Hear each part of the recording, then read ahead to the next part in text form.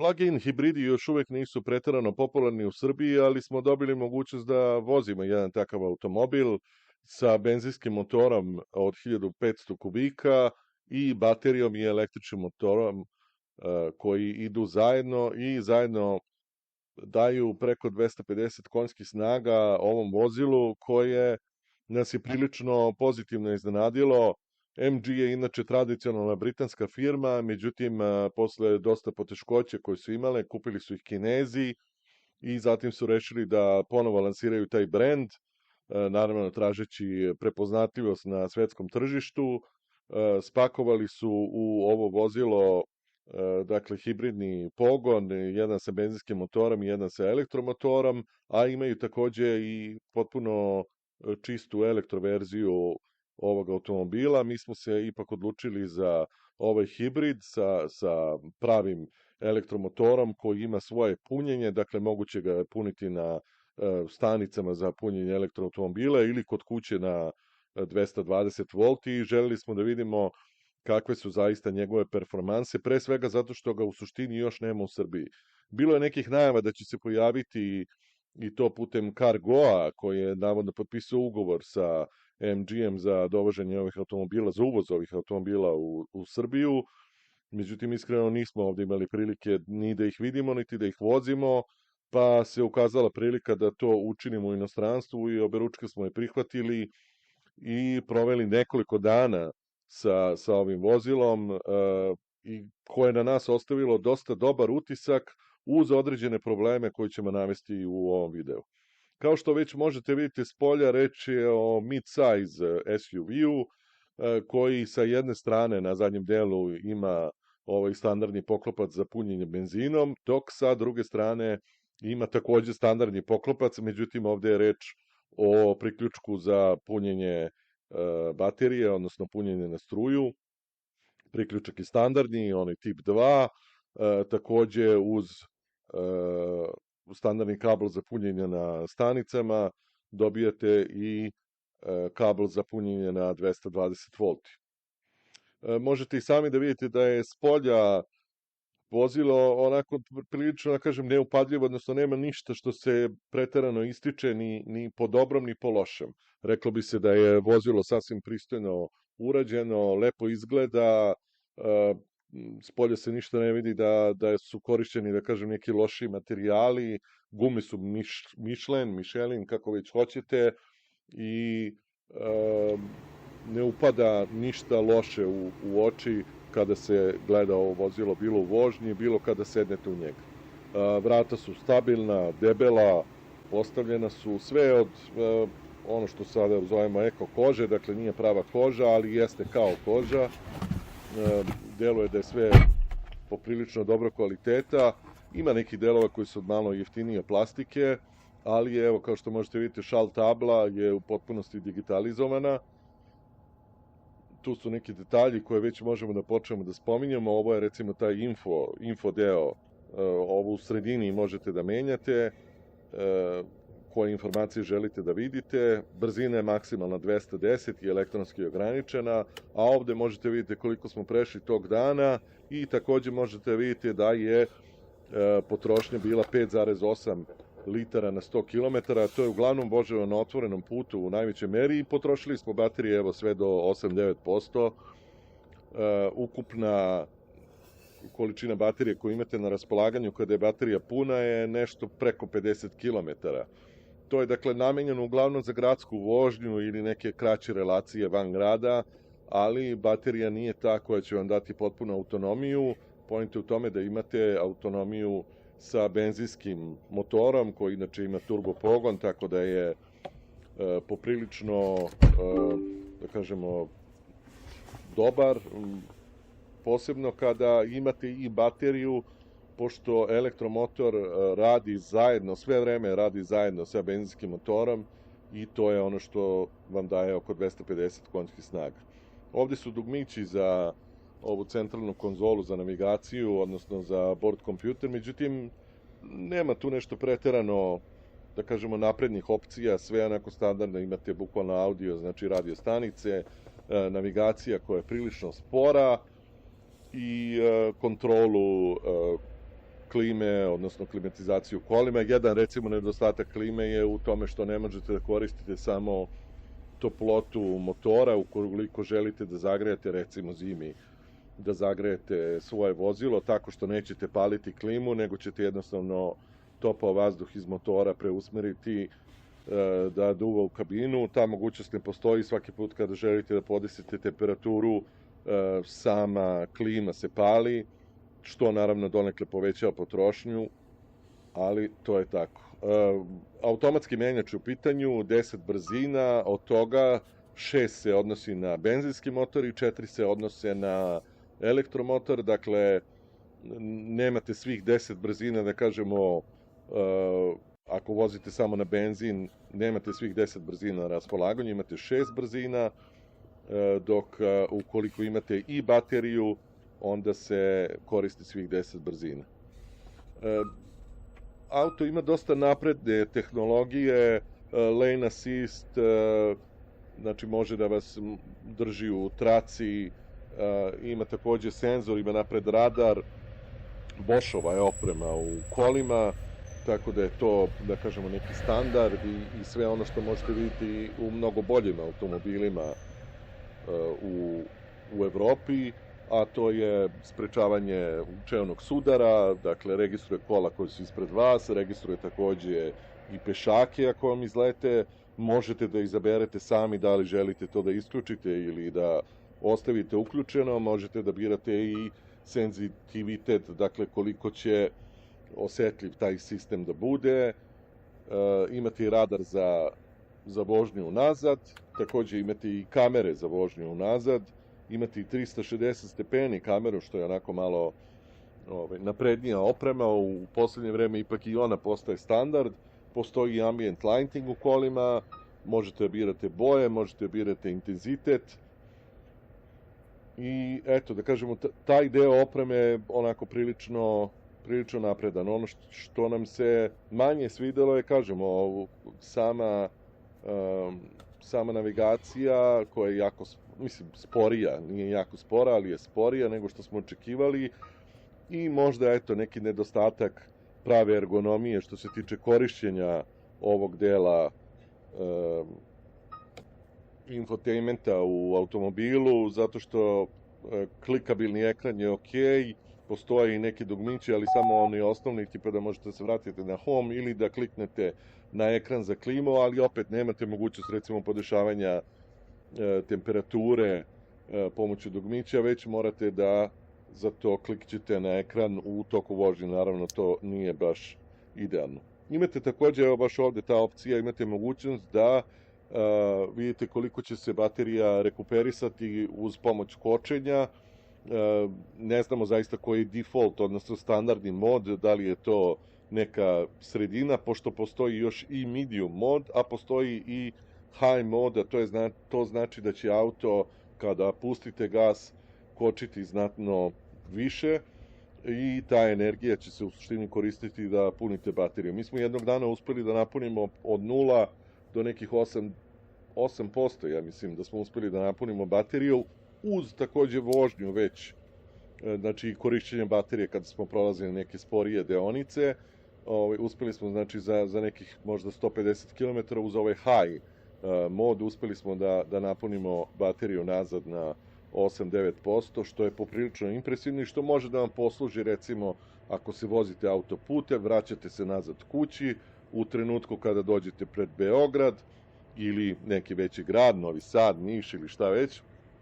da pre nego što uletite u gužvu, već imate tih 8-9% baterije, što bi trebalo da vam bude sasvim dovoljno da vas tih možda 6-7 km kroz gužvu i kreni stani dovede do kuće. U tom kreni stani je u suštini najveća prednost same baterije, zato što tada automobil do nekih 40 km za sat radi samo u elektromodu i ukoliko ste u koloni, stavite često na semafore, imate mogućnost da vam se benzinski motor uopšte ne upali ni jednom i da praktično vozite samo na struju. Mi smo u takvom režimu uspeli da spustimo potrošnju, verovali ili ne, na 1,8 litara na 100 km,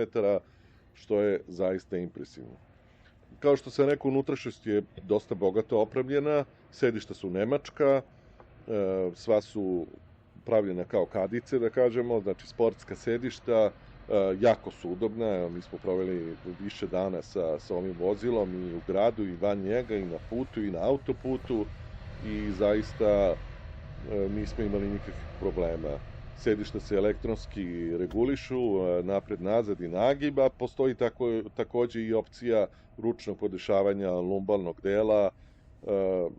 Struja vam tu zaista nije potrebna, to je najbolje i možete da osetite šta vam odgovara tako što ćete ručno to namestiti. Ovi crveni detalji sa crvenim koncem su onako takođe sportski, nalaze se praktično kroz ceo kokpit, gore imate ove standardne komande za svetla i za zatamljavanje panorama krova, vidjet ćete i panorama krov, evo ga ovde. Ovo je snimano sad unutra u garaži kada smo bili, ali vidjet ćete i kasnije mnogo bolje kako to zaista izgleda. Sve u svemu veliki panorama krov koji se prostire sve do praktično iza zadnjih sedišta i naravno otvara se da li na kip ili u potpunosti. U svakom slučaju dajem lep osjećaj, gotovo kao da se vozite u kabrioletu. Zadnja sedišta imaju ogroman prostor, zaista veliki prostor, mislim što je i očekivati od mid-size SUV-a, međutim jedan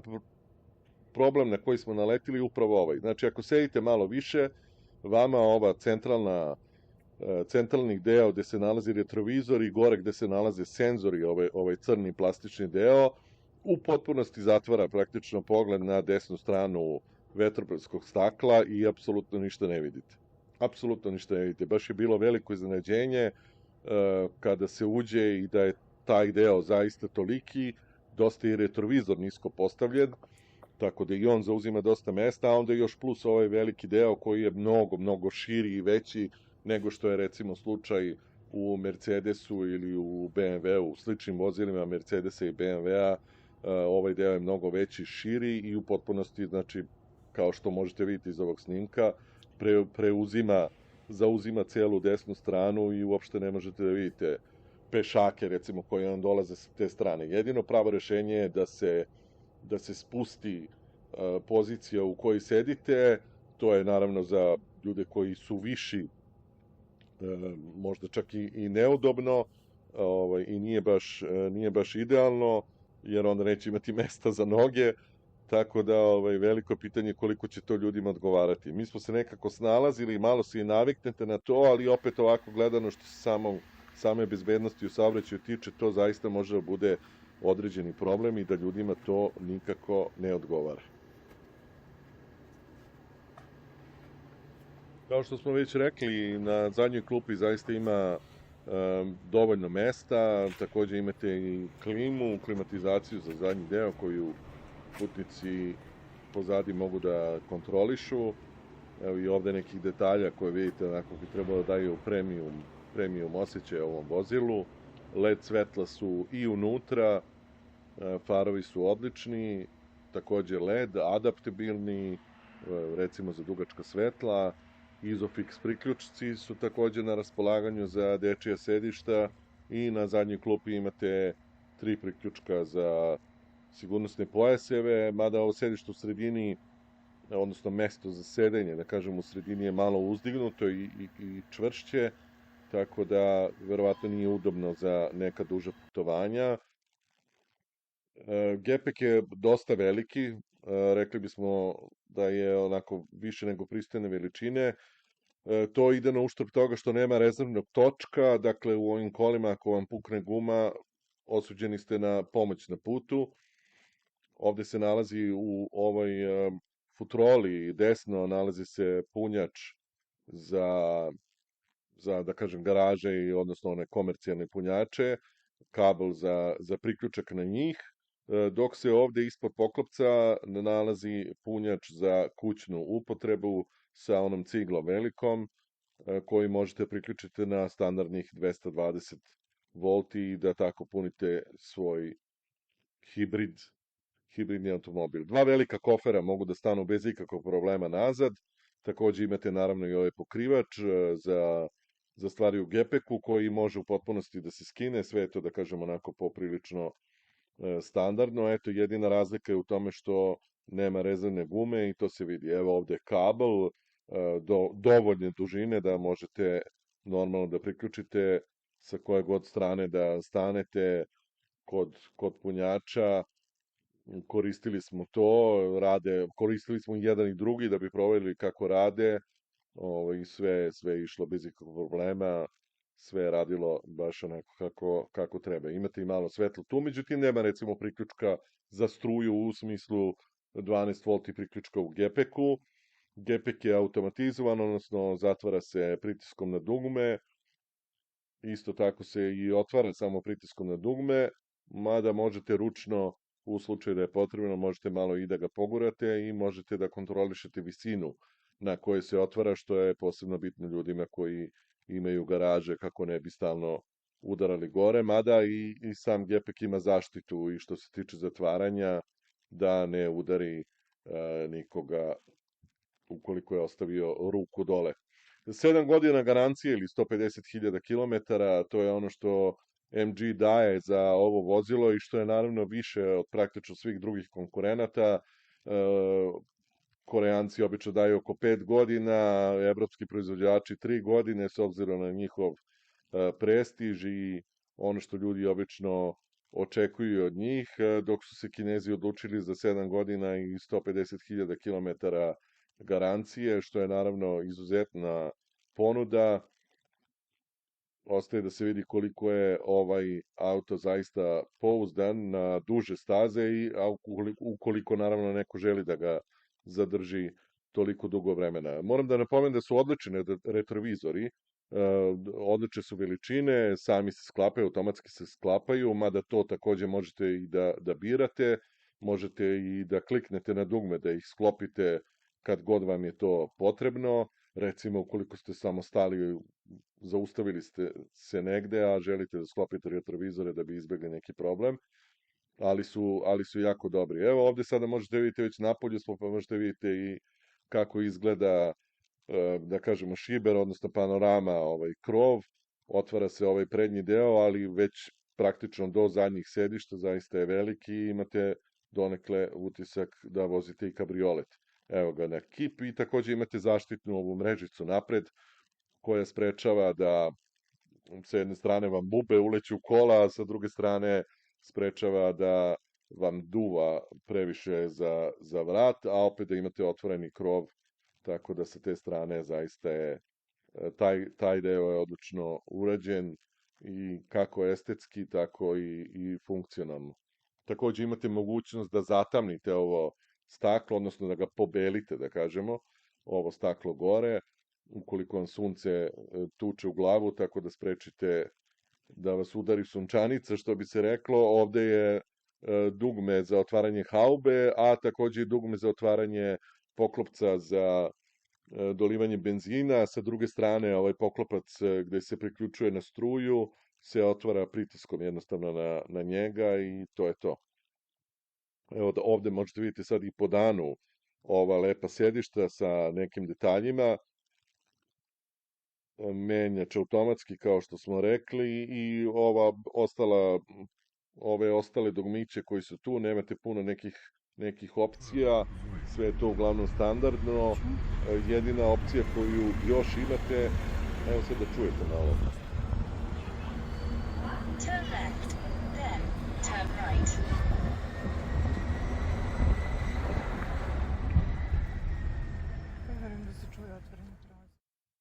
Evropska unija je naredila svim proizvođačima automobila da elektrovozila takođe moraju da ispuštaju zvuk, odnosno se čuje njihovo zujenje kako bi se posebno pri manjim brzinama pešaci upozorili u gradu na dolazak vozila, pošto su manje više nečujna, tako da se čuje određeno zujenje kada vozite. Ono što je impresivno u suštini kada stojite negde na semaforu, više će se čuti ventilator od klime ukoliko je ona upaljena, nego što će se čuti sam motor, odnosno samo elektropokretanje. To naravno nije slučaj koliko vozite na autoputu, velika je buka od guma, a pre svega osjetili smo razliku u odnosu na neka bolja vozila evropske proizvodnje, osjetili smo razliku u količini zvuka od vetra, dakle aerodinamički nije baš idealan auto, dosta se čuje vazduha pri većim brzinama. Kao što sam rekao, 210 je maksimalna brzina, auto to dostiže jako lako s obzirom da ima izuzetno ubrzanje, uz kočnicu, dakle uz kočnicu i turiranje, odnosno povećanje broja obrtaja ovog benzinskog motora i nabijanje turbo pritiska, kada krenete od 0 do 100 možete da stignete za 6,9 sekundi. Ajde da kažemo, to ne bi puno nas radilo, osim da po neki put to probamo, ali generalno jeste startan auto. Osjeća se rupa, turbo rupa, dakle kada krećete od nekuda, ukoliko zaista pritisnete gas do kraja, elektromotor će vas povući u prvom trenutku, ali onda kada on više nema snage, benzinac će uskočiti, međutim sve dok se turbo ne pokrene u potpunosti, to kratko traje, možda 2 sekunde, 3 možda sekunde otprilike, ali ne možda 2 sekunde, ali osjeti se ta mala rupa, međutim, opet, to je donekle zanemarljivo sa jedne strane, a sa druge strane, ukoliko nekome treba neko bolje ubrzanje, verovatno će se odlučiti za neki drugi automobil. Mesta zaista ima sasvim dovoljno, ima i ovog skladištenog mesta u samom kokpitu, i jako je veliki ovaj odeljak za rukavice, odnosno ono gde stoji uputstvo za korišćenje, veći nego što je uobičajeno. Imate takođe i ovaj deo napred ispod konzole gde obično stoji pepeljara, ovde pepeljare naravno nema, imate 2 USB punjača, jedan od njih je onaj na koji možete da nakačite svoj Android ili iPhone telefon, ukoliko želite da ga punite, i da takođe bude povezan sa kompjuterom, odnosno sa navigacijom. Drugi je standardni punjač, evo ovde možete vidjeti koliko mesta ima, možda se čak iz ovog snimka i ne vidi, ali zaista možete staviti više stvari tu. I imate onu centralnu konzolu, odnosno naslon za ruke, ispod kojeg takođe imate onako pristojnu količinu mesta, mada tu mogu stanu recimo 4 konzerve, onako uspravno 2 po 2, ali je prednost tog dela što može da se klimatizuje, može da se uključi klima, odnosno da vam recimo piće bude hladno i da ga tu držite tokom letnjih meseci i da pijete hladno piće u kolima. Volan je takođe onog, da kažemo sad, standardnog već oblika, odnosno sa donje strane je zdepast, odnosno nije zaobljen, nije pun krug. Lepo leži u rukama, moram da kažem da je dobar materijal od kojeg je rađen, i pogotovo zato što je sa strane ona perforirana koža, ima i male izbočine onako za palčeve, tako da može da se kaže da lepo leži u rukama. Servo je onaj standardni, da kažemo sad već američki, vrlo, vrlo lagan, vrlo praktično sa jednim prstom možete da okrećete volan, ko to voli, odgovaraće mu. Jedino što nije dobro, i evo ponovo da kažem, to je preglednost kroz same staklene površine, dakle kako zbog ovog retrovizora i ovog dela sa senzorima napred, tako i u zadnjem delu, zato što su jako mali ovi prozori sa strane, za razliku opet od nekih drugih SUV-eva ove klase, veoma su mali i nemate dobru preglednost. Zadnje staklo je takođe malo, ali ajde, pruža dovoljnu, da kažemo, vidljivost, bar za ono osnovno, a za ovo gde vam treba malo veća preciznost, tu su te spoljne kamere i 360 stepeni kamera. Kamere takođe možete da izaberete, dakle određenu, kada se uključi kamera, možete da kliknete prstom na onu koju želite i da se samo ona uključi, odnosno ako želite gledate recimo levu stranu vozila, kliknete na levo i one će vam pokazati samo levu stranu, a kamere se nalaze u retrovizorima te sa strane, tako da vam daju odličan pregled vozila s jedne ili sa druge strane. Nismo imali problema nikakvih u vožnji, zaista što se toga tiče, sve je radilo kako treba i sve je bilo, da kažem, onako kako smo očekivali. Uspeli smo i u nekim manjim garažama i parking mestima da uđemo bez problema. Dobar je radijus skretanja, tu zaista nemamo nikakve primetbe. Ovo što vidite na šal tabli, to je onako mali kao možda gimik, odnosno neki kao gadget. Sa jedne strane imate brzinu prikazanu, a sa druge strane imate procenat koji u suštini pokazuje koliki je procenat snage koji auto koristi, pre svega imajući u vidu elektromotor, tako da se često vidi kada pustite gas da taj broj ode u minus, a to u suštini znači da se snaga baterije obnavlja, odnosno da se baterija puni, recimo kada idete autoputem nizbrdo i nemate uopšte potrebu da držite gas zato što se auto sam zaleće, ukoliko to pustite vidjet ćete minus 11, minus 13, minus 15, što znači da se baterija puni u tom trenutku. Slično i svaki put kada stavite na semafor, znači kad pustite gas, već posle par dana ćete i sami osetiti da morate mnogo manje da stiskate kočicu nego što je to slučaj, zato što se auto manje više sam zaustavlja nekom, onako da kažemo, malo većom brzinom, većim intenzitetom nego što je to normalno. Evo vidite, ovde sad je bilo čak minus 17 u nekom trenutku kada sam pustio gas, i to je ono što može da puni bateriju i što stvarno može da vam da neki dodatni radijus kretanja uz pomoć elektromotora kada vam je baterija ispražnjena. Problem sa ovim plug-in hibridima je u tome što imaju tu bateriju koja je otprilike 50 do 60 km, što znači da recimo ako je vama posao udaljen 10 ili 15 km od kuće, dok odete i dok se vratite, vi ste potrošili već najmanje 30 km i praktično već nemate više baterije ni za sutra ili nemate baterije za cijel dan sutra. Posebno ako idete još negde. Tako da u našim uslovima gde naravno ljudi žive po stanovima, nemaju mogućnost priključka električnog vozila na struju svakog dana kada se vrate sa posla, to može da bude određeni problem, zato što vi praktično ovo vozilo morate da punite svakog dana kada ga vozite, naravno, da bi bili spremni za sutradan. To je najveći problem sa ovim plug-in hibridima. Dugo se pune, između 5 i 8 sati, tako da nije opcija da negde kratko stanete da napunite. Opcija je naravno ako imate parking mesto negde na poslu, gde takođe opet imate pristup struji, da li zvanični ili nezvanični, odnosno da li ovih 220 običnih volti ili punjač. To je naravno idealno rešenje ako već idete na posao i da tokom vašeg radnog vremena napunite auto i onda ste stalno puni i nemate nikakvog problema. Međutim, kažem, najveći problem je u suštini u tome što ovaj auto mora da se puni praktično svakog dana. I to je nevolja kod ovih hibrida, zato što vam to ne daje mogućnost da recimo jednom u 15 ili 20 dana ili čak mesec dana, u zavisnosti od toga koliko vozite, da napunite auto i da praktično zaboravite na to.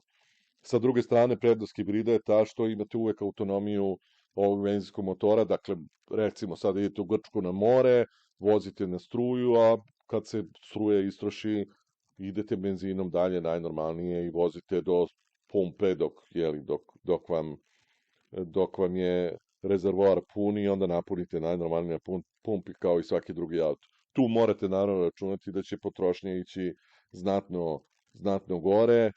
odnosno da će trošiti kao neki standardni turbo benzinac,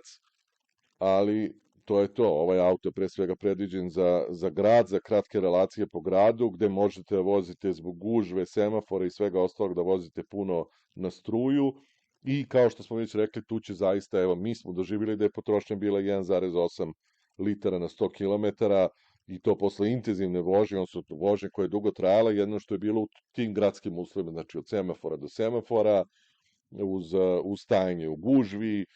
kratko pokretanje, ono što se kaže kreni, stani, i tu umjesto da potrošimo sa nekim benzincem ili većim dizelom, ste potrošili bez problema 10 litara na 100 km u takvoj vožnji, ovdje smo mi potrošili 1,8 litara, zato što smo samo par puta dostigli brzinu da se uopšte upali benzinski motor, a ostalo smo se vozili na struju. Eto, to su neke prednosti i mane ovog vozila, naše iskustvo posle više dana provedenih sa njim. U principu možemo da kažemo da nas je prijatno iznenadio, a opet ne možemo ni da kažemo da smo sad ne znam kako oduševljeni. Sve u svemu, ono što je glavno, to je cena. Cena se u zavisnosti od opreme kreće od nekih 32 do 35-6 hiljada evra, i sada ukoliko želi neko da kupi novi automobil ove veličine, ovog gabarita, ovo je verovatno jedna od opcija o kojoj bi trebalo da razmisli, ukoliko se uopšte pojavi u standardnoj prodaji u Srbiji MG, ali svakako veoma interesantno vozilo, veoma interesantan model. Nismo videli da ima i jedan review na srpskom, pa smo zato i rešili da iskoristimo priliku i da ga napravimo za vas, da vidite o čemu se radi i da malo bolje upoznate ovaj model, što se kaže iz prve ruke, eto, posle nekoliko dana koje smo proveli sa njim. Hvala vam puno na pažnji i pozdrav do skorog gledanja.